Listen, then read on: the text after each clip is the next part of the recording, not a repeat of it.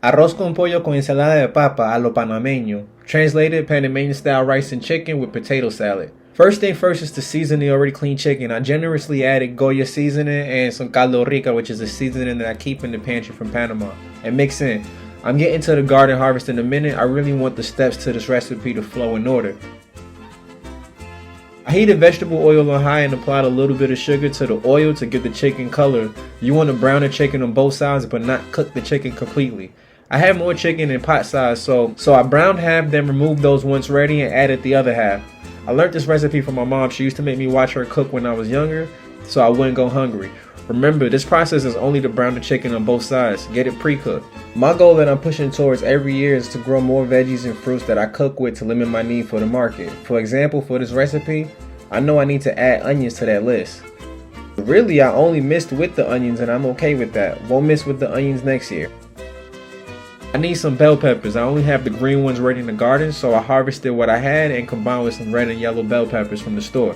I then chopped some culantro, about a handful. Cilantro will work too. If you're using cilantro, double the quantity since culantro is about twice as strong. I harvested some parsley from the backyard and chopped finely, and also chopped finely an onion.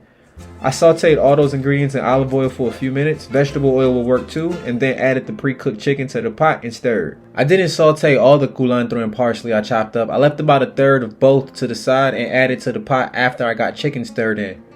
I cleaned some rice. I'm using about 3 pounds of rice for today. And when I say clean, I fill the rice in a bowl with water and agitate rice with my hand and pour out the water until the water is as clear as it's going to get. Easy enough, just try not to pour out the rice when you're pouring out the water.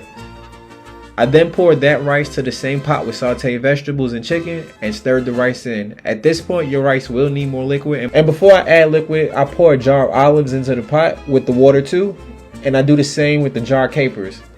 The liquid from these two ingredients will be salted, so I hold off on adding salt because we don't want to ruin this goodness by making it too salty. At this point, I stir in all the ingredients again. I harvested and cleaned broad beans, sugar peas, and carrots. I cut all ingredients to appropriate size. The broad beans, I cut long pods in threes and shorter pods in half. And for the carrots, I diced those. Since I'm using fresh ingredients, I do have to blanch them to soften them for the recipe. I simply allow them to boil for a few minutes in boiling water. Then I strain the water and combine the ingredients. For the rice, I mix all three. For the potato salad, which is coming up, I only combine the peas and carrots. I added the mixed veggie combo to the rice with a couple more packs of caldo rica and stirred again to turn the heat from high to low, then covered. I uncovered the arroz con pollo after about half an hour to check on the rice to see if it needs more water. If the moisture level is okay, I just stir to allow the steam to finish evenly cooking rice. This is why it's good to not overwater your rice. At this point, if the rice can use more, this is the perfect time to add. Overwatering rice will result in mushy rice, and I like my rice fluffy. I then cover rice again, and if it's done, I turn the stove to warm or off. And if it needed more water, I'll leave it on low but slightly raise the heat. Now time for the ensalada de papa, or potato salad. Not everyone in Panama adds beets, but it's pretty common to find potato salad with beets in it.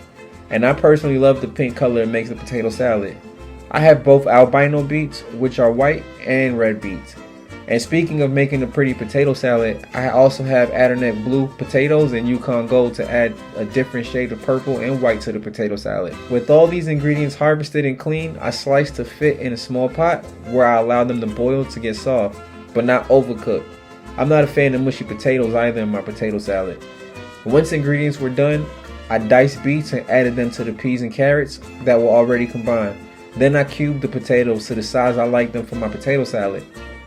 I also boiled some eggs too, about 5 of them. Potato salad is a potato salad without boiled eggs. I then cracked and peeled the eggs and diced to the size I like. Dicing the size is a preference thing.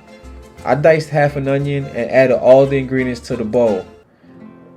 Here's what my family recipe may differ from everyone else's. I drizzle a splash of white vinegar in the bowl and sprinkle just a little bit of sugar, maybe a teaspoon worth. I also add mayo, salt, pepper, and a squirt of mustard and paprika. And boom, that's how I make my potato salad, and it's delicious. Lastly, for presentation, I garnish plate with nasturtiums, which are edible flowers. Everything about this plate says Panama. Even the hot sauce I use came straight from Panama, and it's similar to Calypso hot sauce or Scotch bonnet hot sauce, but not as spicy and a little bit more flavorful. Alright, that's the dish and the steps I took to get here. If you made it this far through the video, please hit the subscribe button, like, comment, and share. All content I put out on the Two Green Thumbs channel falls under the garden category, whether it's garden tips and tricks or food and gardening. Green Thumb to me is not about the skill but the passion. Let's share this passion and grow together. Your green thumb plus my green thumb gives us two green thumbs.